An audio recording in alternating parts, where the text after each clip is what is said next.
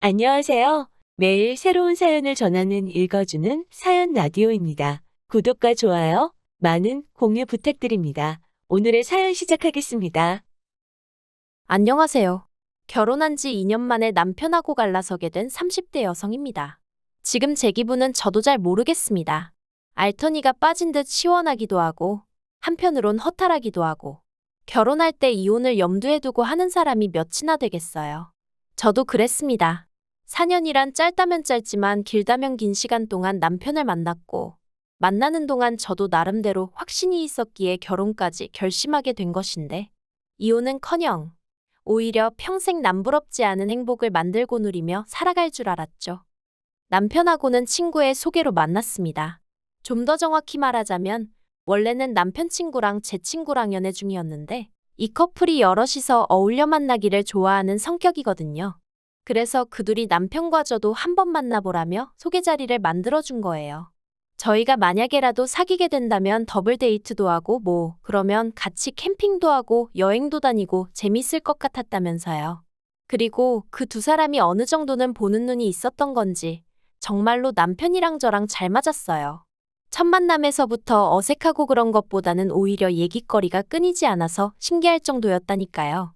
그래서 이후로 저희는 누가 먼저랄 것 없이 연락을 주고받고 만남을 이어가다가 본격적으로 사귀기 시작했죠. 그런데 친구들도 몰랐던 사실이 있었던 게 그건 바로 남편의 집안 형편이라던가 가족관계라던가 그런 거야 사실 어지간한 친구 사이가 아니면 파악하기 쉬운 건 아니잖아요. 그렇다고 그런 걸 대놓고 묻는 것도 흔치 않은 일이고 그래서 친구들이 알면서도 저에게 말을 안 했다거나 속였다곤 생각하지 않아요. 저도 처음엔 결혼 생각을 하고 만났던 게 아니다 보니 그런 것까진 궁금하지도 않았고요. 그런데 사귄 지 3년이 넘어갔을 때부턴 남편이나 저나 적은 나이도 아니고 하다 보니 양가에서 사귀는 사람이 있으면 한번 데리고 와보라던가 결혼 생각은 있는 거냐던가 말이 나오기 시작했죠. 그러면서 이제 남편하고 이런저런 이야기를 하다가 시댁에 관해서도 여러 가지를 알게 됐네요. 일단 듣기에 시부모님은 그냥 평범하신 분들 같았어요. 아버님은 50대 중반이 되셨을 무렵 건강상의 문제로 다니던 회사를 나오셨고 이후로는 그냥 무리하지 않는 선에서 지인분 사무실에 나가고 계신다 했죠. 어머님은 평생 전업주부로 사셨고요. 남편은 그런 시부모님께 유난히 잘하려고 드는 아들도 아니었고 그렇다고 저희가 연애를 하는 동안 두 분한테 자주 연락이 온다던가 그런 것도 없었습니다. 그래서 솔직히 남편과 시부모님의 관계라던가 그런 부분에 있어서는 별 걱정은 하지 않았네요. 그리고 좀 조심스러웠지만 남편에게 시부모님의 노후는 준비가 되어 있는지 묻기도 했었는데 그래도 회사 생활을 꽤 오래 하셨으니까 연금 나올 것도 있고 그렇다며 걱정하지 말라고 하더라고요. 결혼할 때 집은 못 해주셔도 어느 정도 도와주실 거라 하셨다면서요. 그래서 내심 안도했었죠. 그런데 막상 상견례까지 마치고 본격적으로 결혼 준비를 시작하고 나니까 여러 가지가 남편의 말과는 달랐습니다. 특히나 어느 정도 도와주실 거라던 그 부분은 남편은 자기도 전혀 몰랐다 상상도 못했다 했는데 시부모님이 모아두신 돈이 하나도 없다고 하시는 거예요. 오히려 살고 계신 집을 담보로 받은 대출까지 있어서 그거나 다 갚고 죽을 수 있을지 모르겠다 하시면서 그 얘기가 나왔던 게 상견례 마치고 일주일도 안 되었을 때였거든요. 결혼 관련해서 이야기 좀 하자 하셔서 남편하고 시댁을 찾았던 자리였고요. 아무튼 남편이 진짜 엄청나게 화를 냈습니다. 이런 중요한 이야기를 왜 그동안 자식들하고 아니 하다못해 장남인 저하고 상의 한번 한 적이 없으시냐 하면서 상견례 때는 그럼 거짓말하신 거냐고? 차라리 못 보태주실 것 같으면 못 보태주신다고 솔직히 말씀이나 하시지. 그 자리에선 1억을 해주네 어쩌네 하시지 않았냐? 정말 어쩌려고 그러신 거냐? 어찌나 남편이 전에 없는 모습으로 화를 내던지 오히려 제가 남편을 말려야 하나 싶을 정도였어요. 그런데 어머님 아버님은 막말로 우리가 대출을 받던 도박을 하던 장남이나마나 너한테 손 벌릴 것도 아닌데 왜 너한테 얘기를 했어야 하냐며 얘기했으면 뭐가 달라졌겠냐? 네가 돈을 해줬을 거냐 하시며 더 큰 소리를 내셨습니다. 그러니까 남편도 지금 하신 말씀 책임지시라며 자기는 절대 그 빚에 대해선 한 푼도 못 해드린다 어쩐다 그러더라고요. 솔직히 남편이 시부모님을 상대로 불같이 화를 내는 걸 보고 나니까 저는 시부모님과 남편을 별개로 생각할 수밖에 없었고 그래서 남편에게 화는커녕 싫은 소리조차 할 수 없었습니다.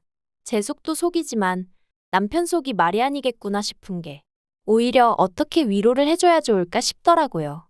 한편으론 친정에도 상황을 알릴 수밖에 없었습니다. 남편이 어떻게든 잘 둘러대면 안 되겠냐, 장인 장모님이 이 일로 나를 반대하시면 어쩌냐 하며 걱정을 했지만 그렇다고 친정 부모님을 속일 순 없었으니까요. 그리고 예상했던 것처럼 친정에서는 처음엔 난리가 났어요.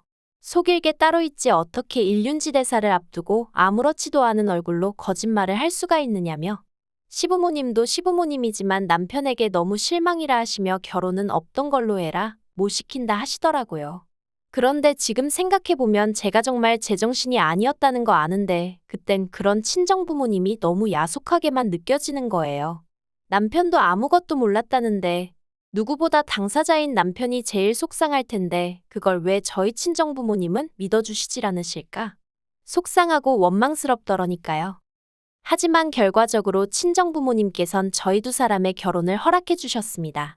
헤어지려고도 해봤지만 잘 되지 않았고 눈물은 어찌나 하염없이 나던지. 제가 연애를 많이 해본 것은 아니었지만 제가 그토록 힘들어하는 걸 친정 부모님이 처음 보셨거든요. 그러니 이러다 딸 잡겠다 싶어서 어쩔 수 없이 허락해 주시는 거라고 하셨어요. 그리고 저나 남편이나 정말 감사하다고 실망시키는 일 없이 잘 살겠다 했죠. 다만 저도 친정 부모님 가슴에 대못 박으며 시집 가는 것 같아 경제적 지원은 받지 않겠다고 했습니다. 저나 남자친구나 모아둔 돈이 아예 없는 것도 아니었으니 서로 돈을 합치고 거기에 대출받으면 전세 정도는 구할 수 있겠다 싶었거든요. 남편과 결혼 전 저는 3살 터울의 여동생과 함께 자취생활을 하고 있었어요. 원래 본가도 경기도라 저나 여동생이 출퇴근하는데 큰 무리는 없었는데 저와 달리 여동생은 독립에 대한 의지가 확고했거든요. 물론 친정 부모님은 허락해 주시지 않았지만요. 그러니까 여동생이 자기가 번 돈으로 나가겠다 하면 누가 무슨 수로 말리겠냐면서 정말 한 5년 동안 자린고비 저리 가라 싶을 만큼 짠순이 마냥 살더라고요. 그러더니 하루는 친정 부모님께 이제 정말 말리지 마시라며 내 능력으로 나가 살겠다고 거의 선언하듯 통보를 해왔죠. 그리고 친정 부모님은 그런 여동생이 내심기특하면서도 한편으론 걱정이 이만저만이 아니셨답니다. 그래서 나름대로 해결책으로 제시하신 게 언니인 저와 같이 나가 살아라였죠. 당연히 여동생은 그럼 그게 무슨 독립이냐 하며 싫다 해댔지만 친정 부모님의 고집을 꺾지는 못하더라고요. 그래서 제가 여동생이랑 같이 살기 시작했어요. 다만 1억 4천에 달하는 전세자금 중 1억에 가까운 돈을 여동생이 부담했기에 제가 나머지를 보태고 생활비를 댔어요. 참고로 여동생은 저와 달리 결혼이며 임신이며 말만 들어도 진저리를 칩니다. 자기는 혼자 잘 먹고 잘 살다 갈 거라면서 말이죠. 그런데 문제는 이제 제가 결혼을 해야 하니까 보증금에 묶여있던 제 돈이 아쉬워지더라고요. 돌려달라고 하자니 동생이 집을 줄여 이사를 가야 할 상황이었는데 언니 된 입장에선 동생이 지금보다도 열악한 환경에서 살게 하기도 그렇고 그래서 결국 제 돈은 친정 부모님이 먼저 저에게 주시고 나중에 동생이 이사를 하거나 그러면 그때 동생한테 받으시겠다대요. 감사했죠. 마음도 놓였고요. 그런데 왜인지 보나마나 남편이었겠지만 이 세세한 내막을 시댁 식구들도 다 알고 있더라고요. 한편 몇 달 전부터인가 어머님과 통화를 할 때면 어머님께선 하소연하듯 시동생들의 소식을 전하셨습니다. 시동생 둘 다 허파에 바람이 들었는지 서울 타령을 그렇게 해야 된다면서 말이죠. 그리고 그럴 때마다 저는 솔직히 찜찜한 마음을 감출 수가 없었어요. 이건 뭐 나더러 시동생들을 한번 불러주라는 말씀이신가 싶기도 했고 그런데 제가 시동생들하고 그렇게 가까운 편은 아니었거든요. 어떻게 말해야 하나 싶은데 솔직히 보고 있으면 한심합니다.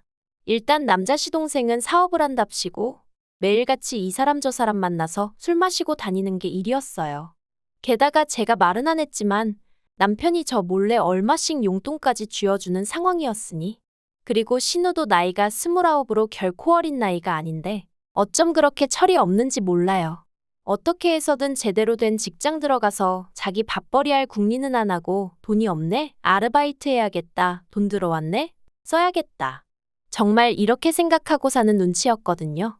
그리고 여기도 저희 남편한테 걸핏하면 돈 뜯어가는 거 저 다 알고 있었어요. 하지만 나름대로 오빠 노릇한다고 그러는가 보다 싶어서 그냥 내버려둔 거죠. 아무튼 그런 시동생들이 급기야 하루는 저희 남편한테 그러더랍니다. 서울에서 제 여동생이 혼자 산다지 않았냐? 언니랑 살던 집이라며 그럼 방도 하나 더 있을 거 아니냐? 거기에 자기들이 가서 살게 해달라고요. 저는 처음에 남편이 그 이야기를 하는데 이게 무슨 미친 헛소린가 싶었어요. 내가 뭘 잘못 들었나 싶기도 하고 그걸 말이라고 전하고 있는 남편도 어이가 없었죠. 시동생들이야 워낙 철딱서니가 없고 그걸 전화 남편이 모르는 것도 아니니 남편 선에서 말 같지 않으면 잘라내고 말아야지. 그걸 뭐 한다고 나한테 전하냐고요. 그래서 제가 남편한테 말이 된다고 생각하냐고 짜증을 냈어요. 그랬더니 남편도 말 안 되는 건 아는데 그래도 시동생들이 말이라도 한번 해보라고 혹시 형수가 이해해줄지도 모르지 않냐면서 조르길래. 그래서 해본 소리랍니다. 신경 쓰지 말라나요. 그런데 저희 시부모님, 특히나 어머님 반응이 어이가 없었어요. 저한테는 애들이 서울 가고 싶어서 환장을 해서 저런다며 미안하다 하시면서도 당신 팔자가 사나워서 그렇다며 언제까지 저 혹덩어리들을 달고 살아야 하는지 모르겠다. 그리고는 저더러 네 동생은 엄청나게 야무진가 보다면서 그런 사람하고 한 집에서 살면 시동생들도 뭐 좀 배우는 게 있지 않겠냐 하시는데 이건 뭐 어거지로 들이대시는 것보다 더 부담스럽고 더 짜증나대요. 물론 저는 확실하게 안 된다고 말씀은 드렸지만요. 그리고 이 정도 거절했으면 다들 성인이니 제 말이 무슨 말인지 알아들었을 거라고 생각했는데 어이없게도 저희 남편이 글쎄 제 동생에게 직접 전화를 걸었답니다. 저는 이마저도 여동생한테 들어서 알았어요. 여동생이 한다는 말이 자기도 말을 해야 하나 말아야 하나 고민하다 이야기하는 거라면서 저희 남편이 그러더랍니다. 어려운 부탁인 거 알지만 자기 동생들이라면서 자기를 믿고 단 1년만이라도 같이 살게 허락해주면 안 되겠냐고요. 그래서 제 여동생이 형부 동생들이라고 해도 나한테는 남이다. 형부가 이런 부탁을 한다는 것 자체가 이해가 안 된다 했답니다. 그런데 저희 남편이 제 동생더러 그러더래요. 남이라니 서운하다. 나는 처제를 친동생이나 다름없다고 생각했다. 그리고 어차피 처제는 아침에 출근했다 저녁 늦게 나야 집에 오고 그럼 대낮엔 빈집이나 마찬가지인데 서로 마주할 만한 시간도 없을 거다. 저희 남편이 어찌나 억지를 쓰던지 결국 듣다 못한 제 여동생이 저희 남편더러 형부 이러시는 거 너무 불편하니까 앞으로 이런 이야기 하실 거면 연락하지 말라고 그랬답니다. 그랬더니 저희 남편이 제 여동생더러 이제 보니 은근히 말하는 거 싸가지가 있네 없네 하면서 진짜 실망이라고 자기는 반대 경우였으면 자기 동생들을 때려서라도 처제 데리고 살라고 했을 거라며 서운하네 어쩌네. 이 이야기를 전하는 내내 저는 비록 전화기 너머로 동생의 얼굴은 볼 수 없었지만 동생이 얼마나 화가 났을지 어이가 없었을지 오롯이 느낄 수 있었고 그럴수록 저는 동생 볼낯이 없다는 생각에 화끈거리고 온몸이 부들부들 떨리기까지 했어요. 부모님한테도 말씀드렸냐니까 그랬다간 형부 맞아 죽을까봐 안 했다는데 이걸 고맙다고 해야 하나 싶고 그래서 일단은 정말 미안하다고 몇 번이나 사과했습니다. 동생은 동생대로 언니도 참 어렵게 산다 하는데 진짜 쪽팔렸다니까요. 전화를 끊고도 한동안 분을 참을 수 없었고 저는 결국 퇴근한 남편이 집안에 들어서기가 무섭게 따지고 들었어요.